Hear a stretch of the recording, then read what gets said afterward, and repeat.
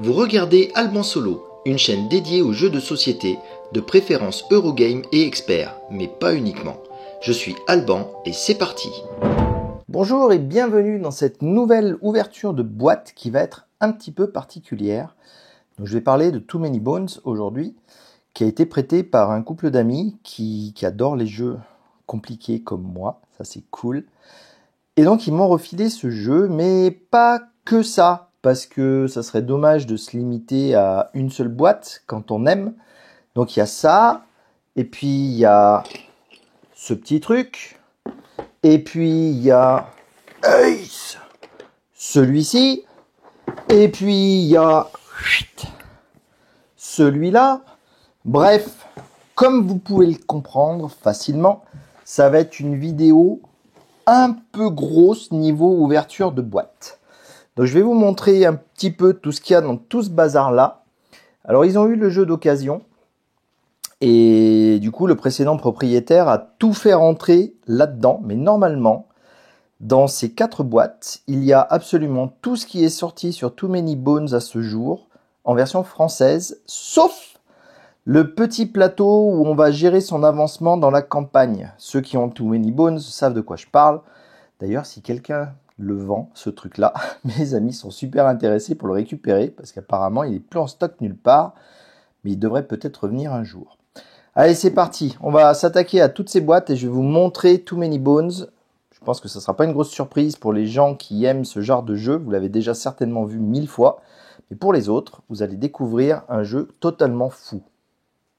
Alors bien entendu, tout ce qu'il y a dans les boîtes, tout est mélangé. Donc je ne saurais pas vous dire ce qui fait partie du jeu de base, ce qui fait partie de Undertow ou quoi que ce soit d'autre.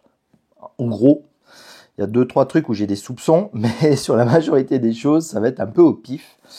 Et j'ai envie de commencer par la boîte de Undertow, parce que dans Undertow, c'est là qu'on va retrouver nos personnages.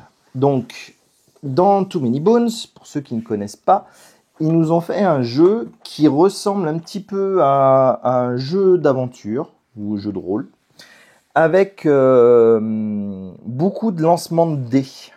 Et moi, vu la chance que j'ai, le lancement de dés, les premières parties que j'ai faites, elles n'étaient pas hyper convaincantes. Mais donc, dans cette première boîte, ce qu'on va y retrouver, ce sont des choses de la boîte de base, donc notamment la notice de la boîte de base. Alors, je vais certainement le répéter des centaines de fois pendant cette vidéo, mais la qualité du matériel est incroyable. C'est incroyable. Alors, c'est pas du papier, la notice. Enfin, si, c'est une espèce de papier plastifié, je sais pas quoi, qui se corne pas, qui ne s'abîme pas. Du coup, la notice, elle est toute neuve, même après plusieurs utilisations et après l'avoir regardée plein de fois. Ça, c'est vachement agréable. Par contre, la notice, parlons-en de la notice, je trouve que c'est une horreur. À comprendre ce qu'il faut faire, comment on joue et tout ça, je l'ai peut-être pas attaqué par le bon côté, je sais pas. Je l'ai attaqué par le début, hein, comme je fais d'habitude. Et bien ma foi, j'ai énormément galéré à comprendre comment jouer et comment mettre en place le jeu. Donc heureusement, je suis un énorme consommateur de vidéos anglophones en tout genre. Et donc je suis la chaîne One Stop Co-op Shop, je ne sais pas si vous les connaissez, mais Colin par exemple a fait de cette chaîne-là, a fait un playthrough super détaillé dessus et ça m'a beaucoup aidé à me lancer parce que je galérais trop. Donc ce que je suis en train de vous montrer là, ce sont des aides de jeu et elles aussi elles sont dans cette espèce de plastique là, inusable, c'est vachement cool. Et donc un des premiers pièges que j'ai rencontrés dans la notice, il leur arrive de parler du grag dans la notice. Le grag, qu'est-ce que c'est le grag? Et c'est en tombant sur cette fiche que je me suis dit, mais bien sûr, le grag, c'est le guide de référence des aventuriers Gearlocs. Donc voilà, donc ça permet d'expliquer la structure du jeu. La notice de crochetage est ici. Je ne l'ai pas trouvé dans la notice. Enfin, ils disent, démerdez-vous avec le grag. Pardon, débrouillez-vous avec le grag. Voilà, donc ça j'ai trouvé ça pas terrible, mais par contre là tous les mots-clés tous là-dessus c'est vachement bien, et ça va en couple avec, vous voyez il y a déjà beaucoup trop de choses, avec celui-ci. Celui-ci c'est les capacités des vilains, donc tous les ennemis bah, ils peuvent avoir tous ces types de capacités là et tout ça. Alors certaines sont limpides, il y en a d'autres Pour la fracture, par exemple, la fracture, j'ai mis un temps fou à comprendre. Et il a même fallu que je demande à mon copain Jean-Roger comment on faisait, qu'est-ce que ça voulait dire. Parce que fracture, tous les dés d'attaque qui ont servi à réduire les PV de cette unité sont ensuite défaussés. Bah pour moi, ça veut rien dire, parce que de toute façon, mes dés, je les défaussais. Mais bon, vous verrez pendant la partie, je pense avoir compris ce que ça veut dire. Donc, j'arrête avec ces explications. Donc, un guide de référence, un guide de référence. Là, il y en a un deuxième guide de référence. Alors, je ne sais pas si c'est la boîte de base qui en met deux pour qu'on puisse se les répartir sur la table, ou si c'est qu'il y en a un de Undertow et l'autre du jeu de base. Ensuite, ils ont ce petit truc là de pack de correctifs. Alors, ça précise quelques informations dans le livre de règles. Ouais, voilà. Je l'ai pas trop regardé, les cartes de rencontre et tout ça. Ah ouais, il y a la carte de solo. Ah bah j'aurais peut-être dû regarder un peu mieux. Donc bah on y jettera un coup d'œil quand on démarrera la partie, si jamais les cartes qu'on utilise sont concernées. Ensuite, bah on trouve... Alors ça, c'est le jeu de base. Ça, c'est presque sûr.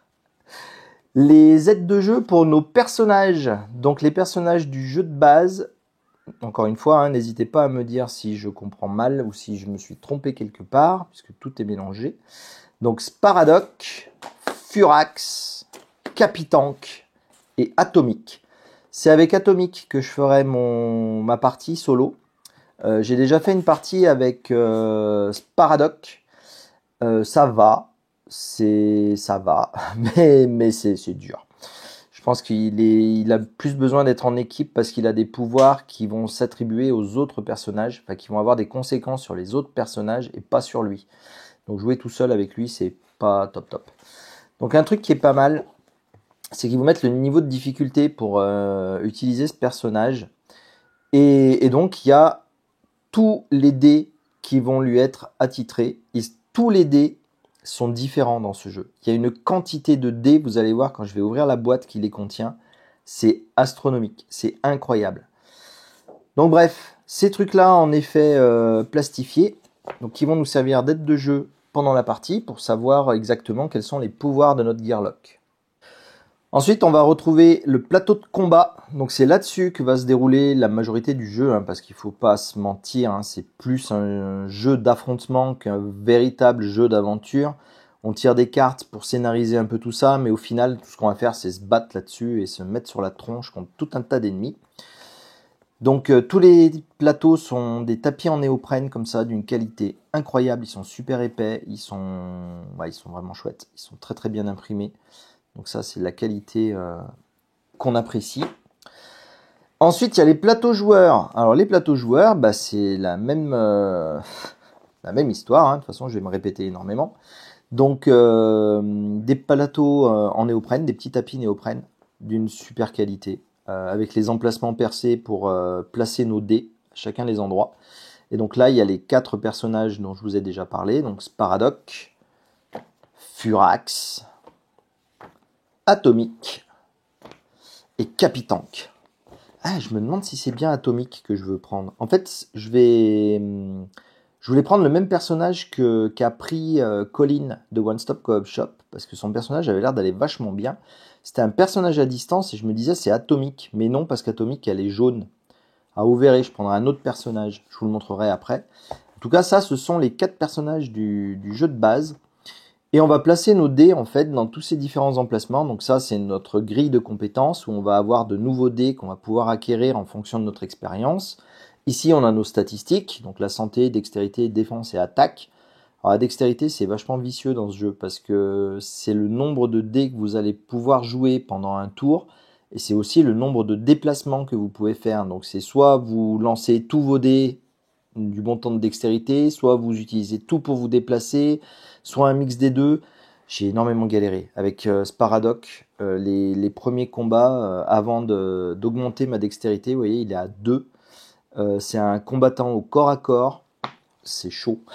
C'est très chaud. Quand il y a des archers en face qui viennent vous démonter la tête, à se déplacer aussi lentement, c'est vraiment difficile. Ensuite, on retrouve de nouveau une notice. C'est une notice de séparation. Donc la notice d'Undertow. Alors celle-là, je ne l'ai pas regardée, hein, mais Elle fait peur parce qu'elle est aussi épaisse que la notice de base. Donc ils ont dû rajouter un sacré paquet de trucs supplémentaires dans cette extension au niveau de la jouabilité. Alors je vais pas m'y étendre dessus. Je vois que c'est le livret de règles 2.1. Donc ça doit être la... Je crois que c'est la dernière version sortie. Mais en tout cas voilà, donc encore une notice avec beaucoup de texte. Moi j'aime mieux quand il y a un peu d'illustration quand même, parce que ça montre ce que c'est les différents concepts dont on parle. Mais bon, voilà, donc cette notice là, et derrière on va attaquer des composants qui sont propres à Undertow, je pense. Donc on a à nouveau un plateau de combat qui va jusqu'à 6 combattants cette fois-ci, adverses. Contrairement à l'autre pile où il n'y en avait que 4. Bon, par contre, il n'y en aura toujours que 4 en combat à ce moment-là. Je pense que c'est pour suivre notre file d'attaque, enfin, la file d'ennemis qui peut se préparer. Peut-être que je jouerai sur ce plateau, il a l'air d'être plus pratique. Je regarderai, je verrai les différences. N'hésitez pas, une fois de plus, en commentaire, à me dire ce qui peut être sympa ou pas. Il y a ce truc-là, on se demande ce que ça vient foutre ici. L'enfant Gearlock. Ah, vous voyez, il a la place pour 3D. Ces 3D sont dans une autre boîte. Ils sont à part des autres aussi. Je sais pas d'où ça sort, ce truc-là. Mais bon, voilà. Il y a un enfant Gearlock. Ensuite, on va retourner dans l'autre sens. Donc, on va retrouver les aides de jeu pour les autres personnages qui ne sont pas les personnages du jeu de base. Et je pense qu'il y en a beaucoup plus... Enfin, c'est pas que les personnages d'Undertow, ça m'étonnerait. Ou alors ils ont rajouté un sacré paquet de Gearlock dans Undertow, parce que là, la pile, elle est épaisse. Donc il y a Statique, il y a Chiffon, il y a Stance, Farfeuillu. Alors c'est Farfeuillu que je vais utiliser, ce bonhomme vert là. Il a l'air d'être bien, ce bonhomme vert. Il attaque à distance, il a 2 en difficulté solo, donc ça c'est pas mal. Ou alors peut-être que je regarde s'il n'y en a pas un qui a 1 point de difficulté en solo. Ça serait chouette ça.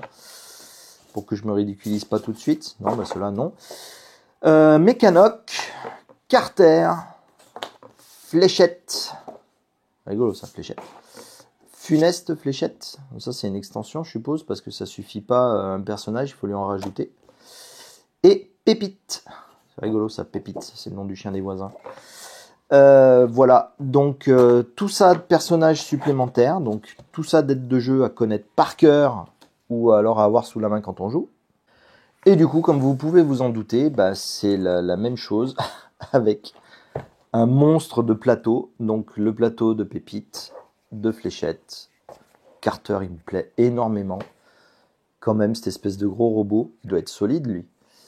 Ah, il a qu'un point en santé. Quoi? Bon. Farfeuillu, qui a l'air d'être pas mal parce qu'il est à distance, ou elle est à distance. Et avec ses 3 de dextérité, d'entrée de jeu, ça a pas mal de flexibilité au niveau des combats. Donc ça peut être très intéressant quand on joue en solo. Mécanoc, Chiffon, Stance et Statique. Et en voyant ce jeu, je me disais, peut-être que je ferai une vidéo exceptionnelle de partie à plusieurs un de ces jours, en filmant une partie coopérative sur ce jeu, si un de mes copains accepte de participer à ce genre d'événement. Ça pourrait être sympa, je pense, de jouer à Too Many Bones à 2. Sinon, je peux jouer 2 Gearlock, mais je trouve que c'est moins marrant.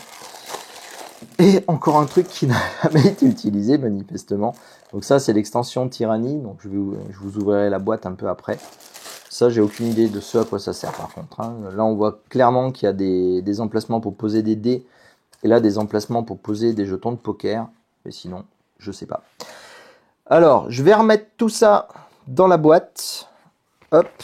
Histoire de ne pas me mélanger. Parce que vous allez voir, c'est un peu tricky de tout ranger à chaque fois. Parce que chaque chose va bien à sa place si on veut arriver à fermer l'ensemble. Si je leur abîme leur jeu, par contre, je pense qu'ils m'en prêteront plus. Ça serait dommage parce qu'ils en ont un peu beaucoup encore à vous montrer. Hop, donc ça c'est bon. Les Gearlock du jeu de base. Non mais j'essaierai de faire avec un mec du jeu de base, je pense. Ah, j'en sais rien. En tout cas, je prendrai pas ce Paradoc. Je prendrai un mec à distance.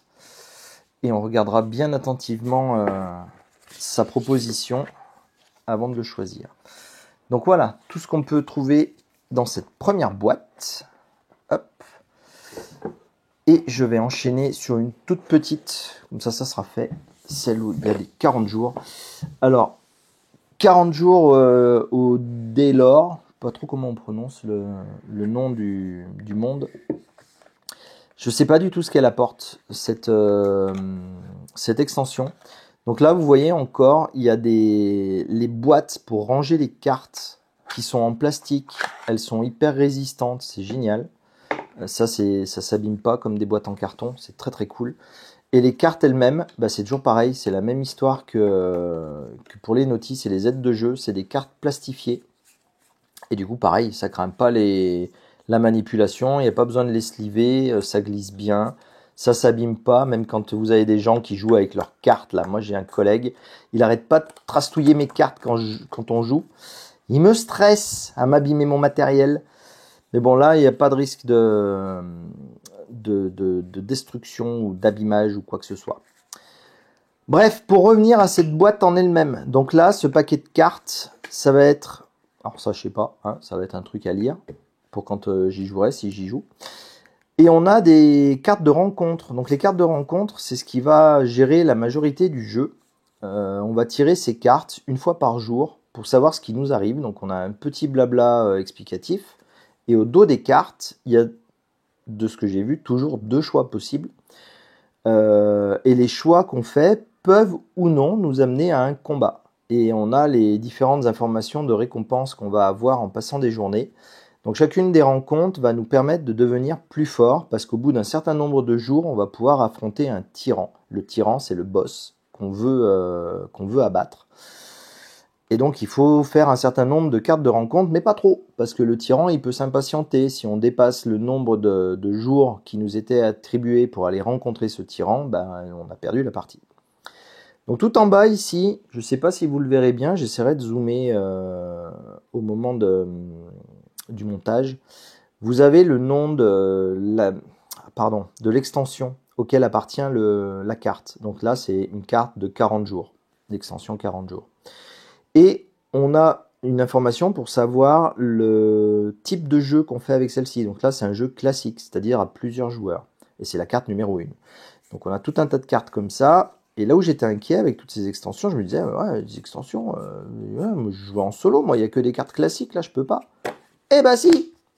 Regardez, le 40 jours, on arrive sur les cartes solo. Donc ce sont des rencontres qui sont adaptées à un joueur solo. Donc là, pour 40 jours, nous en avons 12. Comme dans le jeu de base, il me semble. Donc 12 cartes de rencontre qui vont apporter un peu d'amélioration dans tout ça. Ensuite, on a les cartes spéciales. Donc les cartes spéciales, c'est pareil, elles sont numérotées. Alors pour l'instant, j'ai vu de 1 à 6. Celle-ci, c'est la carte spéciale numéro 1 pour le scénario 40 jours. Les cartes spéciales, ce sont des cartes obligatoires. Toutes les missions... Enfin, toutes les parties que vous allez faire vont démarrer par des cartes spéciales, dans un ordre précis. Donc typiquement, le jeu de base va commencer avec les 3 premières cartes spéciales, dans cet ordre-là. La carte 1, la carte 2, la carte 3. Donc vous savez à l'avance ce qui va vous arriver. Et ensuite, les cartes de rencontre seront mélangées. Et là, hop, n'échappe pas tout. On a des cartes de tyran, donc de rencontre tyran. Donc ce sont des rencontres. Alors, au début, je me disais, donc ça c'est mélangé dans le paquet de rencontres de base. Je me disais, mais au bout de 3 jours, on peut tomber sur le tyran. Donc non, ce n'est pas le tyran qu'on affronte là. Ce sont des indices sur comment vaincre le tyran. Et de nouveau, ça va nous faire gagner de l'expérience. Donc c'est ce symbole-là. Là, ça va nous faire gagner de l'équipement. Et là, ça va nous faire avancer en direction du tyran. Nous faire gagner des informations sur lui. Donc chaque tyran est différent. Donc là, il y a 3 cartes, 40 jours, ce sont des tyrans Drellen, je crois que c'est celui de la boîte de base, enfin il est dans la boîte de base. Donc il y a pour Drellen, pour Mulmesh et pour Miam. Donc pareil, les tyrans sont tous mélangés dans une boîte que je vous montrerai après. Donc je ne sais pas quels sont les tyrans du jeu de base ou le tyran des extensions. Alors ok, il y en a qui vont me dire, eh ben t'as qu'à regarder la notice, c'est écrit dans la notice. Oui, je pourrais regarder dans la notice, mais je suis un feignant et j'aime pas lire. Enfin, si, j'aime lire, mais des trucs intéressants, pas des notices. Voilà, donc on a toutes ces cartes-là pour l'extension 40 jours. Donc ça, c'est du pur 40 jours.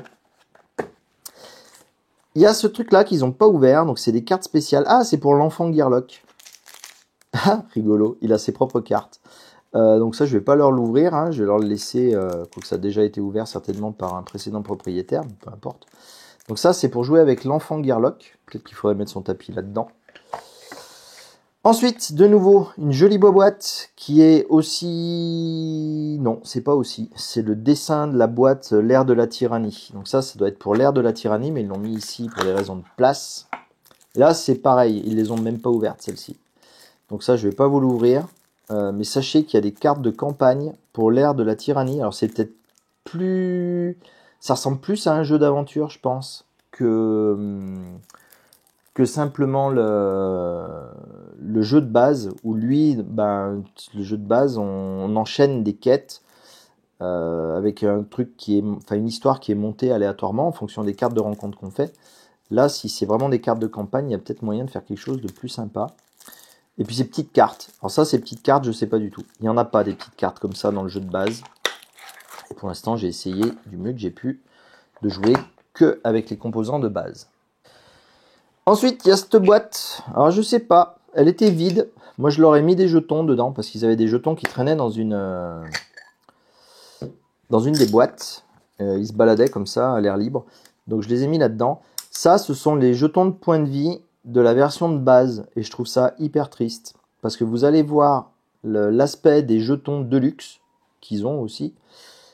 C'est limite scandaleux d'avoir mis ça. Ça jure tellement avec le reste de la qualité du jeu. Mais bon, quand vous avez les jetons de santé de luxe, tout cela, vous n'avez pas besoin de vous en servir. Et heureusement. Et j'ai de la chance parce que les copains, ils les ont. Vous allez voir, c'est tellement appréciable de jouer avec ce jeu. C'est un truc assez incroyable. Donc voilà, pour cette petite boîte, c'est terminé. On va pouvoir en choper encore une autre. Je vous garde la boîte de base pour la fin. Parce que c'est dans la boîte de base qu'il y a les trucs... Ouais, non. Il y en a de partout, en fait. Là, maintenant, les deux boîtes que je vais ouvrir, en fait, je vais les ouvrir ensemble. Comme ça, vous allez pouvoir imaginer l'étendue du spectacle. Hop! Donc voilà, dans ces deux boîtes-là sont regroupés tous les composants qui pèsent énormément de poids. Ce jeu-là, quand ils m'ont tendu le sac dans lequel ils l'avaient mis, je n'ai jamais soupesé un jeu de société qui fasse un poids pareil. Alors, les jeux de Vital Lacerda sont lourds parce qu'il y a beaucoup de cartons dedans. Mais alors, celui-ci, il est extrêmement lourd parce qu'il y a beaucoup de plastique compact. Des boîtes comme Zombicide avec plein de figurines, ça pèse rien. Des boîtes comme ça, pleines de chips de poker, enfin de jetons de poker et de dés, je peux vous garantir que ça pèse vraiment un âne mort. Alors je vais faire le tour rapidement sur des trucs que vous avez déjà vus, donc toujours pareil, hein, ces magnifiques pochettes plastifiées. Donc là on va avoir des cartes pour Undertow. Donc il y a cette carte de compteur de jours sur lequel on va placer un jeton pour compter les différents jours qui s'écoulent, puisqu'on a un nombre de jours fixe pour atteindre le tyran. Donc celui-ci c'est pour Undertow, mais je pense qu'elle n'a pas grand chose de différent avec celle du jeu de base. Ah bah il y a des trucs de campagne avec Undertow, voyez-vous. Donc je pourrais jeter un œil, savoir comment se joue une campagne. Ensuite, il y a tous les boss, enfin tous les tyrans. Ils sont tous ensemble là, dans cette boîte. Donc c'est pour ça que je ne sais pas trop lesquels sont attribués à quelle boîte, sans regarder la notice bien sûr. Donc à chaque fois les tyrans, ils peuvent avoir... Donc ils ont toujours une carte principale qui nous parle du tyran, qui nous donne des informations dessus, vous voyez, hein, comme abomination. Je ne sais pas si vous parlez le binaire. Moi non, mais en tout cas voilà. J'en prendre un qui ressemble à quelque chose. Alors, on va prendre le premier. Donc sur ma stock. Donc on a les informations du tyran pour nous l'introduire. On a le nombre de... Je sais pas, c'est le nombre de points qu'il y a en bas des cartes comme ça, qu'il faut avoir obtenu avant de pouvoir l'affronter, donc 5. Et ça c'est le nombre de jours maximal où on peut se balader pour essayer d'acquérir de l'expérience, donc 7. Bien sûr, quand on essaye d'acquérir de l'expérience, on peut aussi perdre la vie. Mais bon, ça c'est un point de détail.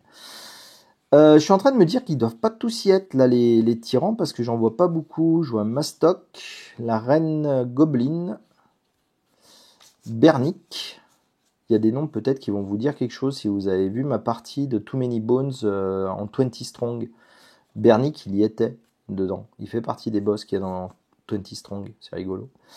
Nobuleux. Volkesh. Abomination. Ouais, je vous confirme, ils sont pas tous là les boss. Je sais pas ce que j'ai fait, je sais pas où j'ai mis les autres, mais celui avec lequel j'ai joué, il est pas là. Ensuite, on a des cartes spéciales de nouveau pour les rencontres de Undertow. On a du coup des cartes, il y en a 14 des cartes spéciales pour Undertow. Les cartes classiques d'Undertow, et j'espère à la fin on va avoir des cartes solo, sinon ça va être relou. Ah, il n'y a pas de carte solo? Eh ben non, puni Undertow, pas de carte solo, en tout cas pas dans ce paquet là. On va regarder les autres paquets, on va voir si on en trouve. Donc là, déjà, un paquet de cartes avec plein de rencontres et plein de choses à faire. Ensuite, attaquons celui-ci. Hop. Ah, les voilà, les méchants. Donc c'est sur celui-ci que j'ai joué ma partie entière. J'ai fait plusieurs essais avant de commencer à faire une vraie partie pour assimiler les règles. Et quand j'ai eu à peu près compris tout, je me suis lancé contre lui. Il pique, hein. Il m'a mis une raclée évidemment. Mais j'ai tenu longtemps quand même, je suis assez content de moi. Donc Drellen, on a Mulmesh, on a Miam, Miam, Miam, Miam, Miam. Gendrick, ou Gendrick, comment on la prononce, le roi gobelin. Du coup, il y a sa reine dans l'autre boîte, ça c'est marrant aussi. Fracas, je l'aime bien lui. Ah mais par contre la partie elle dure vachement longtemps. Alors, vous voyez un petit indicateur en bas pour vous dire si la partie va durer plus ou moins longtemps. Donc lui c'est un de ceux qui dure le plus longtemps, il est sur 12 jours. Il faut récupérer 10 engrenages pour avoir le droit de l'affronter. Ça doit être assez chaud à faire. Chiffon, ah bah Chiffon c'est un personnage qu'on a vu aussi dans les Gearlock. Donc Chiffon bah, c'est peut-être une traîtresse, qui sait. En tout cas la partie est très très longue avec elle. Et voilà. Donc du coup bah, je referai peut-être Drellen. Non, je vais pas refaire Drellen parce qu'il met du poison et ça m'a gonflé. Il m'a massacré avec ça. Je ferai certainement Mulmesh. Ou alors, encore mieux, vous me direz en commentaire ce qui vous semble être le plus raisonnable pour un super débutant comme moi qui a énormément de malchance au dé. Miam aussi me plaît bien, la partie est pas trop longue, donc pour faire une vidéo, ça peut être sympa. Donc bref, on a les tyrans ici, et ensuite, on enchaîne avec les butins. Alors ces butins-là, vous voyez, il y a un petit point là, c'est pas un petit point, c'est un petit crâne dans le coin là. Donc je pense que ça, ce sont des butins d'extension. En tout cas, je les ai considérés comme tels. Je les ai pas utilisés durant ma partie. Je les ai laissés à l'isolement. Donc les butins, ils sont de deux types. On a les butins verrouillés sur lesquels il va falloir encore faire des lancers de dés pour accéder au contenu du coffre, mais qui sont a priori plus puissants. Et ça, bah, ce sont des butins où il y a juste le coffre à ouvrir, prêt à l'emploi. Et là, il y a tout un tas de différentes capacités qui peuvent servir au combat, qui peuvent servir à se soigner, qui peuvent nous améliorer notre capacité d'apprentissage pour pouvoir réussir plus facilement nos entraînements. Et il y a tout un tas de choses comme ça. Et franchement, c'est plutôt bien fichu. C'est très varié au niveau de la partie. J'en ai pas fait beaucoup, hein, mais le peu que j'en ai vu, c'est vraiment très varié. C'est bien cool. Allez, on continue avec les boîtes. Je vais bientôt arriver, je pense. Ah, non. Il y avait un problème. J'ai pas intérêt à l'abîmer. Hein. Pas venir en acheter un autre. Du coup, on revient ici. De nouveau des butins. Donc cette fois-ci, vous voyez, il n'y a pas le crâne dessus. Là non plus. Donc ça, c'est ce que j'ai considéré comme étant le butin de la boîte de base. En tout cas, c'est avec ceci que j'ai joué. Ah oui, il y a celui-ci qui est plus foncé que les autres. Au début, je croyais que c'était un butin verrouillé, mais non, c'est juste la carte qui a été imprimée un peu plus foncée. Donc voilà, ça va aller vite. Les butins pour jouer au jeu de base. Et là-dedans, je pense que sans surprise, on va tomber sur les cartes de rencontre qui servent à jouer avec le jeu de base. Donc de nouveau, c'est indiqué, jeu de base. On a spécial 1, donc c'est la carte spéciale numéro 1, la carte spéciale numéro 2, 3, 4, 5, 6. Normalement, il y en a 6. Non, il n'y en a pas 6. Si, c'est que je les ai mélangés. Voilà, donc il y a 6 cartes spéciales pour le jeu de base. Ensuite, ils ont mis ce truc-là dessus du paquet. Ouais. Si, on peut peut-être le poser en début d'aventure, comme ça, pour démarrer. Pas utile, ça. Mais bon, voilà. Ensuite, bah, les cartes solo, elles sont sur le dessus. Hein, les copains, ils l'avaient laissé tout dessous. Moi, ça m'intéresse plus. C'est remonté dessus. Ouais, petit avertissement, s'ils regardent la vidéo, je vous ai tout retrié à ma façon. Vous allez me maudire. Il n'y a plus rien comme vous l'aviez mis, presque. Mais au moins, moi, je m'y retrouve. Voilà. Du coup, les cartes solo qui sont au début, la carte pour compter la journée, comme dans Undertow. Donc là, c'est marqué juste en Too Many Bones. Des cartes rencontres pour jouer en mode classique, donc à plusieurs. Ah bah il y a encore des... Ah bah elles sont là, les Undertow solo. Ah cool. Donc Undertow, il joue en solo aussi. Voilà, il a ses cartes ici. Bah, je vais les mettre avec les autres cartes d'Undertow. Hein. Tant qu'à tout leur mélanger, je vais continuer. Donc voilà, bah, je vais ranger ça hors caméra. Bon, ok, je vais arrêter de faire le plus malin que les autres. Hein. S'ils les ont pas mis avec le reste, c'est qu'il n'y a plus de place dans les autres boîtes. Donc c'est pour ça qu'ils les avaient laissés avec le jeu de base. Donc je vais faire pareil, hein. Je vais les remettre avec le jeu de base. Hop. Et puis c'est tout. Parce que j'ai bien essayé plusieurs combinaisons dans les boîtes. Ça rentre pas. Donc voilà, en tout cas, vous avez 4 boîtes plus. Il y en a 2 dans 40 jours. Donc il y a 6 boîtes de cartes dans lesquelles vous pouvez ranger tout votre bazar comme vous le voulez quand vous avez l'ensemble du jeu. Ensuite, je vais m'attaquer à ces boîtes-là. Alors ces boîtes-là, je ne vais pas toutes vous les ouvrir, hein, bien entendu. Alors certaines, hop, donc je vais prendre celle-ci. Hop, je vais toutes les poser devant moi pour vous expliquer ce qu'elles contiennent. Et il y en a certaines que je vais isoler. Hop, allez, venez. Ah, je fais le mec qui sait tout maintenant parce que j'ai tellement galéré à comprendre et comment c'était rangé et qu'est-ce qu'il y avait dedans et comment ça s'utilisait. Je suis trop fier de moi. Donc toutes ces boîtes, ce sont les boîtes de dés des Gearlock. Donc chacune des boîtes contient tous les dés de 2 Gearlock. Donc là, il y a tous les dés du Gearlock rouge et du Gearlock jaune. Là, du gris, du bleu, du vert, de l'orange, du rose, machin. Vous avez compris. Donc moi, c'est avec celle-ci de boîte que j'ai joué. Donc avec tous les dés de Sparadoc. D'ailleurs, je me suis amusé à les retrier dans l'ordre chronologique, enfin de l'ordre ascendant. Ouais, je sais pas comment on dit. C'est les métiers de l'informatique. Après, on sait plus ce qu'on dit. Donc voilà. Hein, du plus petit au plus grand, les numéros de dés. Parce que quand vous voulez rajouter une compétence à votre Gearlock et qu'il faut mettre le dé numéro 7, et que les 20 dés, non 15 dés, sont tous en vrac, c'est relou. Parce qu'ils ont tous des faces, ils ont tous des faces qui se ressemblent, mais qui sont différentes. Enfin bon, bref. Donc je vais vous ouvrir la boîte de Sparadoc. Parce que celui-là, je le connais bien. Non, je vais pas ouvrir la boîte de Sparadoc. Je vais ouvrir la boîte de celui-là. Je crois que c'est Furax, le bleu. Ou pas Furax, peu importe. Donc là encore, ils ont fait une boîte qui est super bien foutue avec le Chip Theory Chip Theory Games qui est gravé en surimpression comme ça. C'est bien cool. Donc on va avoir, j'ai pas de scrupule à les mélanger, hein. Ils sont pas triés par ordre croissant. Donc vous avez ces dés là qui vont être des dés de compétences qu'on va rajouter sur notre plateau. Vous voyez alors moi, quand j'ai vu les vidéos de Too Many Bones, ou les photos de Too Many Bones, je me disais, ouais, ces dés, ça va craindre, les autocollants sur les faces, ça va partir et tout. Ah non, non, non, ça va pas partir, c'est imprimé dessus. Donc c'est pas des autocollants qui ont été collés là, c'est tout imprimé dessus, donc ça s'abîme pas. Au pire, ça se raye si ça prend un coup de couteau, on sait rien si ça peut arriver.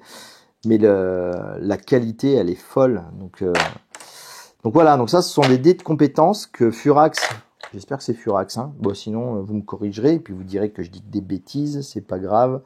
Donc le personnage, le Gearlock bleu, en tout cas, va pouvoir acquérir ses compétences et les lancer pendant les combats ou pendant d'autres activités, je sais pas, moi j'ai vu que pendant les combats. Et on a ces 4 dés-là, qui sont des dés un peu particuliers, je vais pas tous les sortir, c'est tous les mêmes. Donc ce sont des D6 standards qui vont de 1 à 6 et qui permettent d'indiquer les améliorations des compétences de base. Rappelez-vous la dextérité, l'attaque, la défense et les points de vie. Et donc on a un dé pour chacune de ces caractéristiques et on va pouvoir utiliser ça comme un compteur. Donc la première fois on l'augmente, on le met à 1, la fois suivante on le met à 2, ainsi de suite. Vous comprenez le principe. Voilà, donc tous les Gearlock ont ces 15 compétences qu'ils peuvent apprendre. Et bah du coup, bah, vous voyez le paquet de boîtes que ça fait quand on a tous les Gearlock qui sont sortis. Ça fait vraiment beaucoup. Un truc qui m'interroge un petit peu, bah, vous me direz, t'as qu'à aller voir tout seul. Comment les Gearlock vendus seuls sont packagés. Parce que, ou alors il y a 2 Gearlock par boîte, parce qu'il n'y a pas l'air d'y avoir de boîte sans rien dedans, ou je ne sais quoi. Enfin bon, bref. J'irai peut-être voir tout seul. Sauf si vous m'apportez la réponse, ça m'évitera de chercher. Ensuite, je vais m'attaquer à celle-ci de boîte. Alors celle-ci de boîte, bah, j'ai aussi mis du bazar dedans. Enfin, je l'ai un peu réorganisé à mon idée. Donc bon, il faudra peut-être la réorganiser. Je vais faire celle-là aussi en même temps parce qu'elles vont de pair. Du coup, dans la façon que j'ai eu de réorganiser, je viens de penser à une idée. J'aurais peut-être pu faire encore mieux niveau réorganisation.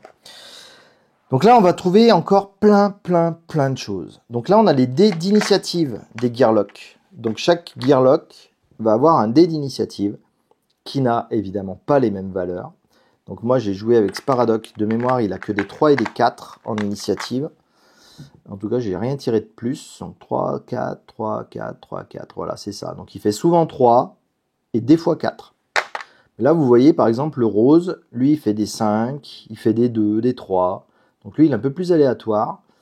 Et donc, chacun des Gearlock va avoir son dé d'initiative qu'on va lancer en début de combat et qui va être valable pour toutes les manches du combat. Donc, le jet qu'on aura fait au début du combat va compter jusqu'à la fin de la partie. Enfin, la fin du combat. Et les combats, on va compter les manches avec ce dé-là. Donc, la manche 1, la manche 2, la 3, la 4, puis la 5. Et une fois la 5 passée, on va tomber sur cette goutte de sang. Si on met plus de 5 tours à terminer le combat, 5 manches, on va perdre un point de vie par tour supplémentaire qu'on fait, par manche supplémentaire qu'on fait. Donc ce qui est cool avec Sparadox, c'est qu'il gagne un point de vie en début de chaque manche. Donc j'ai pu tuer des monstres qui étaient beaucoup trop gros pour moi en utilisant cet infâme stratagème. Je le laissais pas m'approcher. Je perdais un point de vie, je le récupérais, et puis lui il perdait un point de vie, il le récupérait pas, et puis il a fini par mourir. Donc on a aussi d'autres dés d'initiative. Donc ce sont ces 4 dés là. Donc je perds mes couleurs. Vert, jaune, violet et bleu. Ça, ce sont pour les monstres. Donc les monstres, le monstre numéro 1 va être en bleu.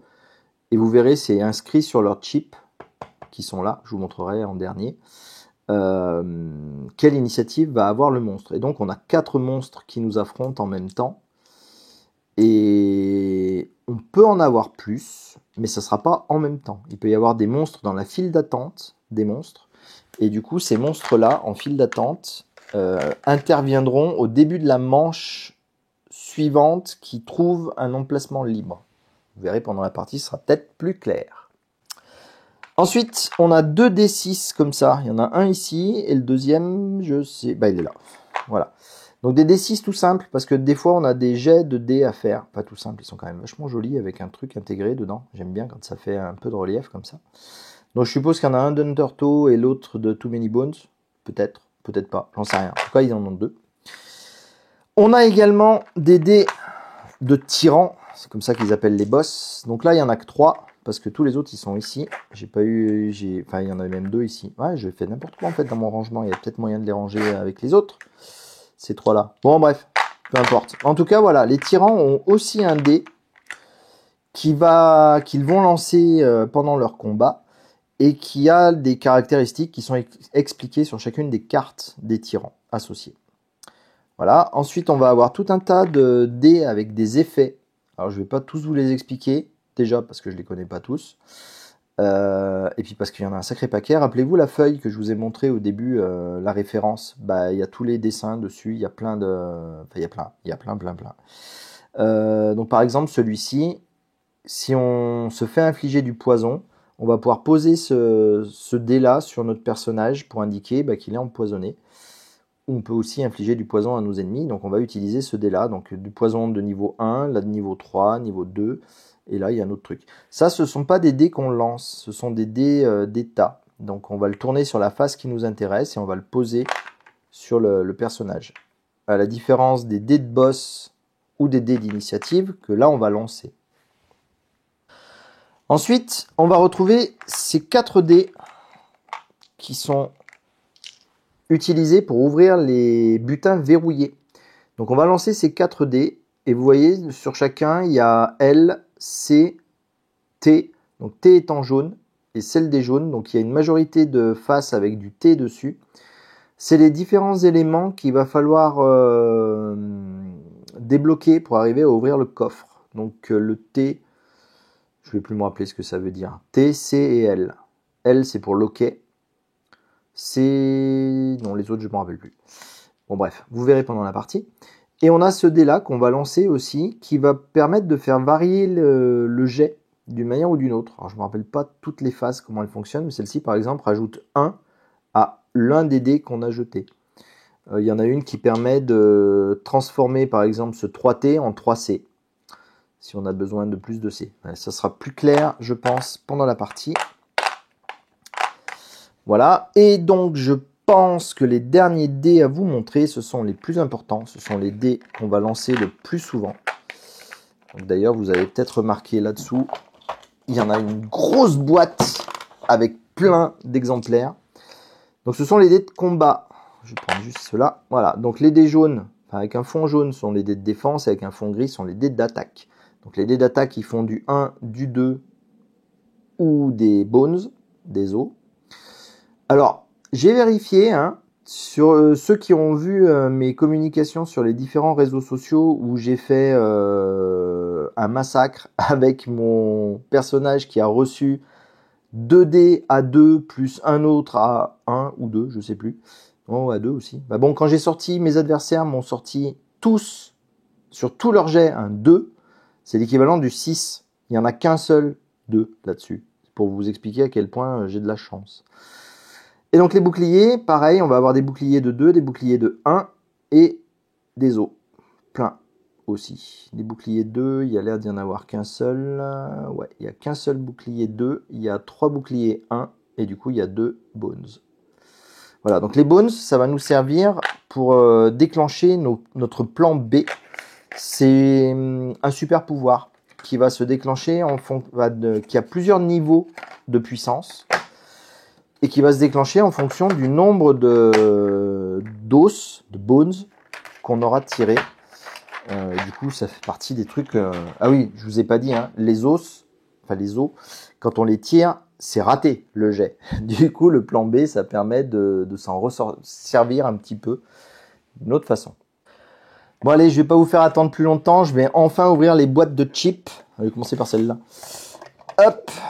Alors ça, c'est lourd. Mais si vous saviez, il y a qu'à entendre le bruit que ça fait quand ça tombe sur la table. Plaf. Donc ça, c'est très très lourd. Heureusement, le plastique utilisé pour le contenir est vachement épais. Alors, on a le jeton qui va permettre de compter les tours. Donc, il commence à 1, là il finit à 15, et de l'autre côté, on peut le retourner, il va de 16 à 30. Alors, je ne sais pas s'il y a des parties qui durent un mois, mais ça doit être un peu long quand même à jouer. Et donc, ce jeton se pose dans l'édition que j'ai sur une carte où on va tourner.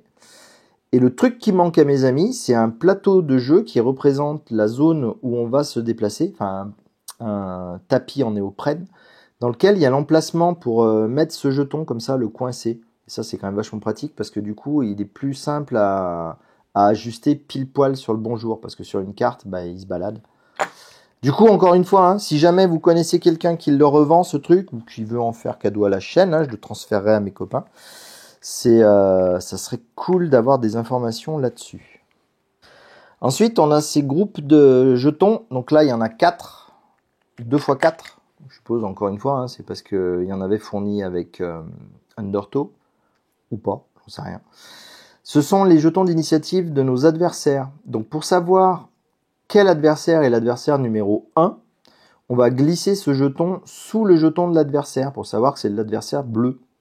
Parce qu'évidemment, ils vont bouger sur la carte, donc on ne saura plus qui est quoi. Donc ça sera pour le premier, pour le deuxième, le troisième et le quatrième. Et ces couleurs-là sont rappelées par les couleurs des dés d'initiative. Donc les 4 dés d'initiative des méchants. Donc le 1, c'est le bleu. Le 2, c'est le violet. Et le 3, c'est le jaune. Et le 6, c'est le vert. Voilà, donc on peut se repérer comme ça. Donc ça, j'ai tout mis ici. J'aurais pas dû les remettre. J'ai trop galéré à sortir les autres. Ici, nous avons nos copains les tyrans. Et ça, c'est super chouette. Regardez la qualité de ces chips. Moi, je m'attendais vraiment pas à du matériel d'une qualité pareille. Je m'attendais vraiment à des trucs avec, je sais pas, avec des autocollants, ouais, qui étaient fixés un peu à la One Again. Mais non, ça a l'air d'être tout imprimé, replastifié. Il y a comme une petite couche brillante autour, là. C'est vraiment super joli. Donc vous voyez les tyrans, il y a vraiment matière à s'occuper. Ah, il y a miam, miam, miam, miam. Ouais, il y a moyen de s'amuser un sacré moment. Hein, des tyrans à chiffon, la traîtresse, et lui, je crois que c'est le roi gobelin. Voilà, donc il y a tout ça de cheap pour les tyrans. Et du coup, bah, on a les mêmes choses hein, pour nos personnages. Donc les différents Gearlock, on aime bien, il n'y en a que 3. Non, il n'y en a pas que 3. Bien sûr que non. Ils sont là les autres. Si j'arrive à les attraper. Alors, les Gearlock, bah là on a ce Paradoc. Donc ceux-là, je pense que c'est les Gearlock du jeu de base, me semble-t-il, hein, vu les couleurs. Et alors les autres Gearlock, boum. Ça c'est bien, pour un mec maladroit comme moi, de tomber les machins et qu'ils soient d'extrême qualité. Vous voyez, j'ai pas abîmé, enfin, j'espère, sinon je vais me faire gronder. Donc il y a certains Gearlock qui ont tout un paquet de jetons qui va avec eux. Donc là, notamment bah, celui-ci. Il va avoir tous ces jetons-là en plus. Alors, je ne sais pas du tout ce qu'ils font. Hein, ça doit être expliqué dans son aide de jeu. Donc, pour celui-ci, il y a ça. Pour celui-ci, il y en a encore 2. Alors, il y en a un, puisque j'ai vu jouer Colin. Celui-là, Farfeuillu. Farfeuillu, il a des bestioles qui viennent avec lui. Regardez. Donc, on peut lui mettre ses petites bêtes. Du coup, c'est plus rigolo. Donc, on place les bestioles sur le jeu et puis on leur donne des jetons de points de vie qu'on glisse dessous comme ça. Donc l'ours, il en a X. Je sais pas comment ça fonctionne, mais bon, voilà. Et donc on va placer les jetons en fonction de ce dont il a besoin. Accessoirement ici, hein, j'ai encore casé des jetons de base. Vous verrez pas longtemps les autres. Donc là encore, du personnage, du personnage. Il est fou ce jeu. Quand on a tout ce matériel là, alors petit message gratuit, je vous déconseille vivement de faire comme mes copains et de tout acheter d'un coup. On se retrouve face à tellement de composants. En plus, on a envie de tout essayer en même temps. Mais il y a trop de choses. Il y a trop de choses. C'est horrible. C'est tellement dur à s'y plonger dedans quand il y a tout comme ça. Ne le faites pas. À moins que vous tombiez sur une super offre et que c'est trop bien. Mais sinon, achetez tout petit à petit parce que il y a trop. Ils sont fous. Les mecs qui ont fait ce jeu, ils sont fous. Voilà, donc ça c'était les Gearlock et les monstres. Donc c'était ce qu'il y avait dans cette petite boîte là. Donc là, je vous ai dit rapidement les jetons, encore des jetons qui traînaient là, qui sont pas terribles. Mais cela on ne s'en servira pas. Donc le temps se rafraîchit un petit peu. J'ai remis mon petit pull. Faut pas pousser. Donc on va ranger tout ce bazar. Alors ouais, il y a tellement de composants partout. C'est compliqué à ranger de façon... comment dire, intelligente et que tout soit facilement accessible et qu'on sache où trouver les différents éléments dont on a besoin. Ça, je sais pas s'il leur manque des boîtes, par exemple, si la personne qui leur a vendu le jeu, du coup, a essayé de... Bah si, certainement, puisqu'il n'y a pas les boîtes des Gearlocks. Mais ouais, ça fait... c'est un peu chaud. Puis c'est tellement lourd ces boîtes, c'est incroyable. Hop, on va attraper ces 2 boîtes. Je vais vous parler de ce petit machin là vite fait. Ça, c'est le jeton qui permet de savoir où on est sur la carte. Du coup, je ne comprends pas pourquoi ils ont ce jeton. Il est marqué dans la notice. D'ailleurs, il n'est peut-être pas marqué pour faire ça. Mais les parties que j'ai vues sur One Stop Coop Shop, il utilise ce jeton-là pour marquer son avancement sur la fameuse carte qui n'est pas présente. Et là, je viens d'avoir un gros changement d'idée. Je vais vous présenter d'abord ce qu'il y a là-dedans, parce que ça, ça va aller vite. Ce sont les jetons de luxe pour l'énergie. Regardez comme ils sont jolis. Alors, je sais pas si vous aurez l'effet brillant, hop là, maladroit, qu'il y a sur ces jetons, mais si vous les comparez aux jetons de base tout tristounets, Franchement, ça, c'est quasi une insulte aux consommateurs, quoi. Je sais pas pourquoi ils ont fait ça. Alors que tous les jetons du jeu sont de cette qualité-là. Les jetons de personnages, de monstres, tout ça, tout est dans cette qualité-là. Sauf les points de vie, qui sont en qualité largement inférieure. Ça m'étonne beaucoup, mais bon, admettons. Du coup, reprenons. Là, cette fois-ci, j'attaque encore un gros morceau. Ce sont nos ennemis, les monstres qu'on va affronter. Alors, je vais pas tous vous les sortir, hein, je vous laisse imaginer le paquet qu'il y en a. Et ils vont être de plusieurs sortes. Donc, il y a des ennemis à 1 point, à 5 points et à 20 points pour ce qui est du jeu de base. Et certaines extensions rajoutent des ennemis à 3 points également. Chaque ennemi va appartenir à un type d'ennemi. Donc celui-ci, vous voyez, c'est le type bleu. J'ai essayé de les trier. Là, tous les jetons qui sont sur le dessus, là, ils appartiennent tous au type bleu. Ils sont tous des jetons 1. Ensuite, on va avoir d'autres avec un type violet, etc., etc. Donc des types, il y en a 6, si je ne m'abuse. Et donc, je me suis amusé à tout retrier ça tout bien comme il faut. Et donc, sur les jetons des monstres, on va retrouver plein d'informations. Donc, on va avoir son nombre de points de vie, on va avoir son initiative, le nombre de dés qu'il va lancer, soit de combat, soit de défense. Donc là, les niveaux 1, peut-être vous sortir des niveaux un peu plus violents. Où est-ce que j'ai mis les 20 hein? Où est-ce qu'ils sont? Ils doivent être par là. Non, ça, c'est des jetons spéciaux qui doivent venir d'une extension. Voilà, un jeton 20. C'est une blague. Le jeton 20, il a un dé d'attaque. Ah non, j'en veux un autre qui est plus méchant.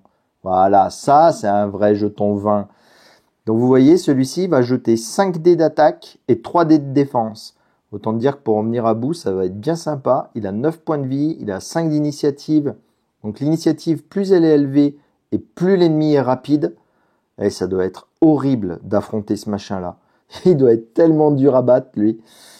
Mais bon. Et après, ils ont quelques mots-clés aussi. Donc celui-ci, la récupération 2, uniquement quand il fait des bones. Et fracture. Fracture. Ah, fracture. Bref, celui-là, j'ai pas envie de l'affronter. Il va être trop relou. Voilà, donc c'est à peu près tout ce que je voulais vous montrer au niveau de l'ouverture des boîtes. Donc, vous voyez, il y a énormément de choses. Ce jeu, il est vraiment fou furieux. La quantité de trucs, et voilà, et avec ma maladresse, mon tri est parti en fumée. Donc c'est 2 violets que j'ai sortis, malencontreusement. Est-ce que je trouverai rapidement les violets? Non, je vais pas perdre 2 heures. Tant pis, il y aura 2 jetons mal triés. J'en profite pour vous parler des dés qui restaient. Ce sont ceux de l'enfant, je suppose. Hein. C'est un tapis avec 3 emplacements et là il y a 3 dés qui traînent isolés des autres. Alors je sais pas pourquoi ils les ont pas rentrés dans ces boîtes là. C'est peut-être pour de peur de mélanger tout ça. Voilà, du coup je vais m'arrêter là pour aujourd'hui parce que ça fait une vidéo qui est quand même vachement longue de présenter autant de composants. Et puis dans la prochaine vidéo, pardon, je ferai la mise en place d'une partie en solo, en vous expliquant du mieux que je peux ce que j'ai compris de la mise en place. Et puis j'essaierai de faire la partie en question. J'essaierai de trouver un tyran qui fait une partie pas trop longue, histoire que ça fasse pas une vidéo de 3 heures. J'aime pas quand ça dure trop longtemps. Je sais que les parties de la Cerda, je suis souvent obligé de les découper en plusieurs morceaux. Mais là, on va essayer d'être plus raisonnable. Voilà, j'espère que pour l'instant ça vous plaît. N'hésitez pas à commenter si vous avez des choses à me dire ou s'il y a des erreurs que j'ai annoncées pendant la vidéo. Je pourrais toujours ajouter des petits sous-titres en Klingon. Puis abonnez-vous, hein, c'est important. Si vous pouvez soutenir la chaîne, c'est aussi important. Ça m'aide beaucoup. Et même si c'est les copains qui achètent les jeux, et moi qui en profite. Voilà, c'est tout pour aujourd'hui. Portez-vous bien. Continuez à bien jouer en solo ou à plusieurs. Et puis je vous dis à la prochaine. Salut!